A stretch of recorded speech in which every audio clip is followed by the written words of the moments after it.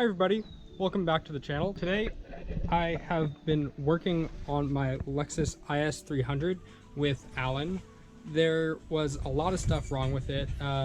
The valve covers were leaking super badly down onto the exhaust manifold, and they were actually leaking into the spark plugs and the coil packs, and they were completely filled with oil.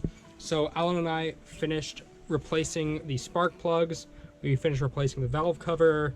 We also cleaned out the valve covers and the coil packs, and we started getting it together last night. But once we had almost finished getting everything together, we noticed that the throttle body is making a really weird clicking sound. And if you look inside, you can tell that the throttle body is not opening all the way either. So I'm gonna have to go ahead and take off this strut bar and take the throttle body assembly off and see if we can figure out what the problem is with that. I'm also going to be installing some new clear taillights for this car.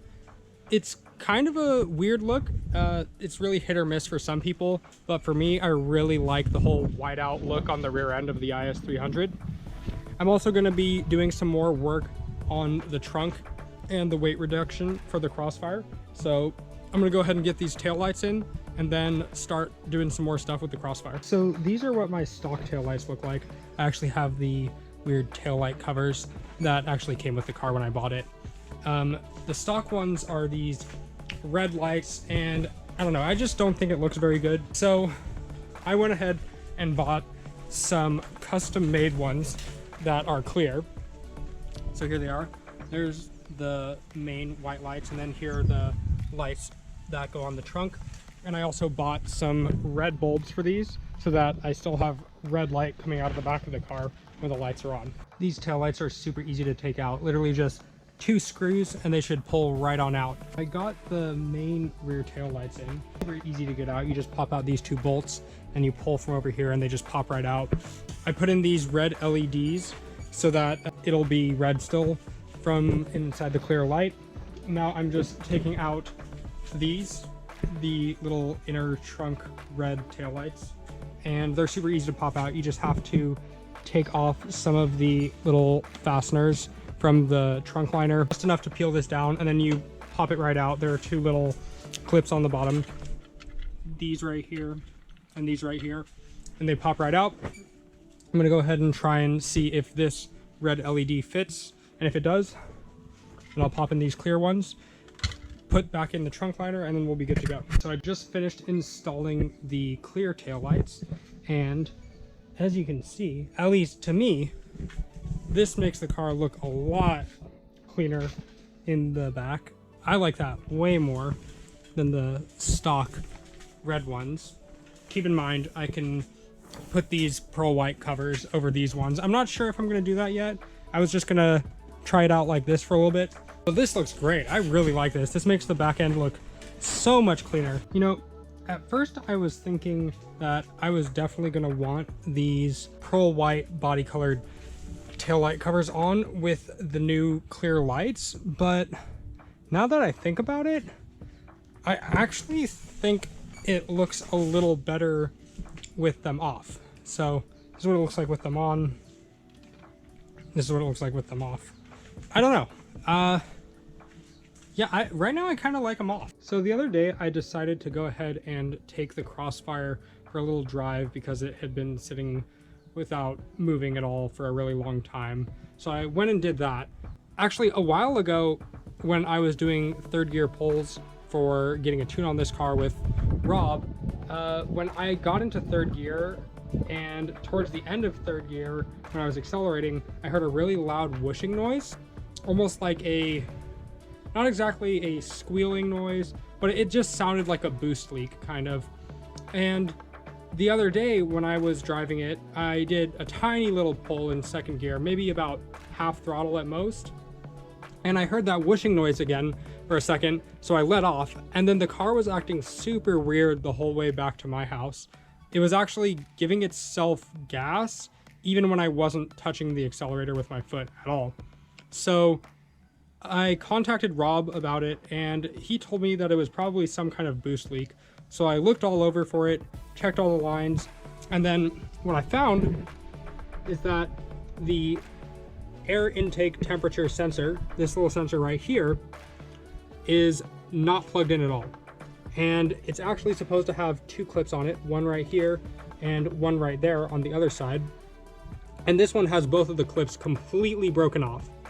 So this sensor is supposed to be plugged into a little metal Y pipe.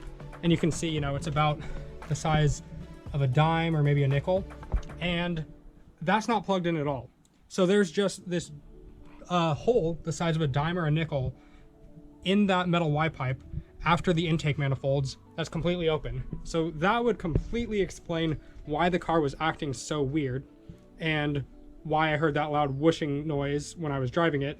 So Rob sent me a new intake air temperature sensor, and that should be here pretty soon, but I can't drive the Crossfire at all until I replace that. So what I'm gonna have to do is disconnect the dual cold air intake. All it really requires is a flathead screwdriver. Take these off, and then once the new sensor gets here, I can pull the old one out of here. Really easy. Pop it in and then pop it in the hole, and then the car should be good to go. So I'm gonna go ahead and disconnect the dual cold air intake so that when the sensor does get here, I can pop that in, and then the main technician who works on this car and is going to do the wiring for the end dash is gonna be back in Riverside for only about a week or so. And I need to have the car ready by then. So I'm gonna start getting it all ready so that as soon as the sensor gets here, I can pop it back in, drive the car straight to ABD so that we can get the wiring done and get it tuned and ready for the track. If you're working on a Crossfire, one really cool trick to get some more space to work in the engine bay is you can actually make the hood go a vertical 90 degrees. So you just press this little button right here, push it in hard, and then lift up.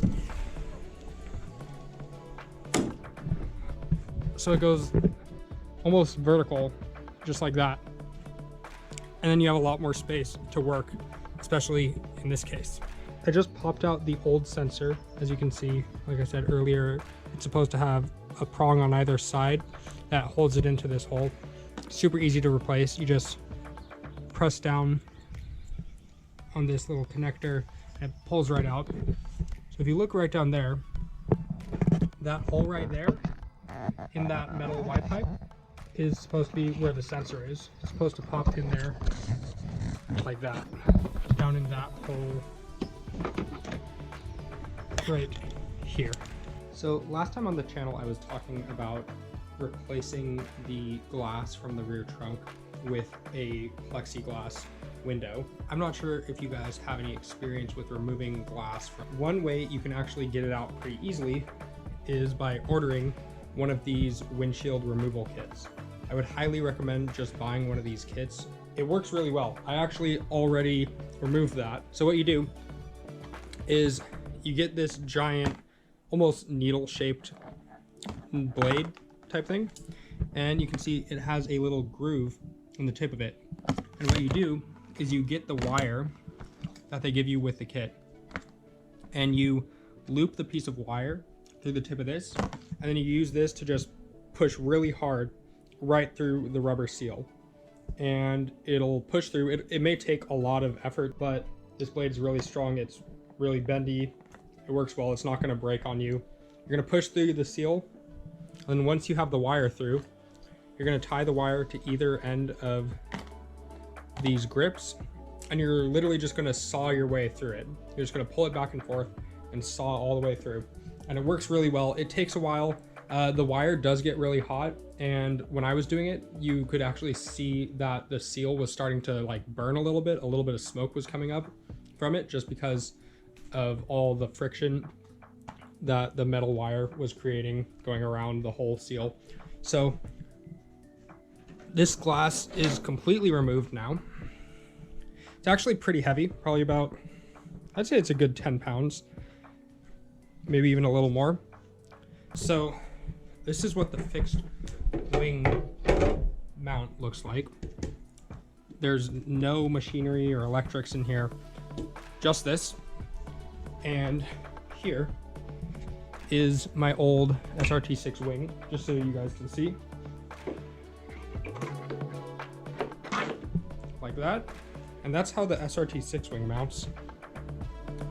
It looks really good, but I removed it a while ago just because I personally didn't really love the look of the, I guess you could call it a whale tail design. The stock SRT6 wing and mount are extremely light. So I mean, this is 5-10 pounds at most, and the stock active wing with the normal Crossfire is easily 20 or 30 pounds.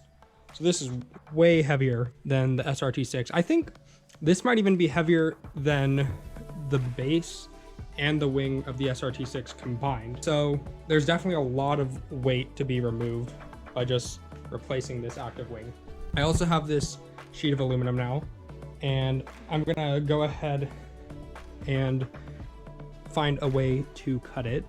I'm not sure if I'll have a shop do it or if I'll try to do it myself, but I'm gonna try and cut it just the same shape as where the active wing bolts in. Not this part, not the actual wing part, but where all the bolts are. I pulled out my old door panels, and I'm thinking I might actually want to try and fabricate my own door panels. It'd be really cool to do it in carbon fiber, but that's probably pretty expensive. So I might do it in like plastic or thin aluminum. And I think the only real difficulty would be finding a way to make sure this fits. I don't think this actually pops out unless I take out these weird plastic molding rivet things. So I'd have to find a way to take out the plastic pull handle piece. And the stock door panels have airbags behind them. They do. So SRS airbag, it says right there. I assume it would sit right here usually. So I'm not sure if I would want to completely remove my old airbag since my car is mainly just used at the track or not. But let me know what you guys think. I think it might be pretty cool to try and get some carbon fiber or aluminum door panels to save some more weight. It would look pretty cool. I don't know if I would keep the speakers in them. I would also need to find a way to have the lock still be able to pop out. I won't do it anytime soon. Thank you guys very much for watching this video. I know it was kind of a slower video today. We were more just working on the cars and talking about plans for the future. But pretty soon we should be getting some more content where we're actually driving and tuning the Crossfire. As I mentioned earlier, the guy who does the wiring for the car and mainly works on my Crossfire is going to be back really soon. And as soon as I get that sensor in, I'll be able to go ahead and drive the Crossfire down, get the wiring, and then start tuning the car. And it should be getting a whole lot faster real soon. Thank you guys very much for watching. Have a good day.